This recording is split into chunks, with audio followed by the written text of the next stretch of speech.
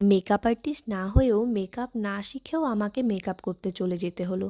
এবার তোমরা ভাবছো তো কেই বা আমাকে তার স্পেশাল দিনের জন্য বুক করলো, যেখানে আমি কিনা কোনো রকম মেকআপ জানি না, শিখিও নি ঠিক মতো। আরে না গো না, আমায় কেউ বুক করেনি। আর তোমরা যেরকমটা ভাবছো তেমনটাও নয়। আসলে এটা আমার ছোটোবেলার বান্ধবী, আর ওর বিয়ের মেহেন্দির অনুষ্ঠানে কিন্তু ও বলেছিল যে আমাকে সাজাতে হবে। আমি তো মেকআপ টেকআপ অত জানি না, কিন্তু নিজে যতটুকু করি মোটামুটি ততটুকুই ওকে করে দিয়েছিলাম। আর ও শুরু থেকেই বলেছিল খুব হালকা রকম সাজিয়ে দিতে হবে ওকে, আর যাই হোক না কেন চোখটাকে ওর পিঙ্ক শিমারি টাইপের কিছু একটা করে দিতে হবে, কারণ ওর লেহেঙ্গার কালারটা কিন্তু পিঙ্ক কালার ছিল।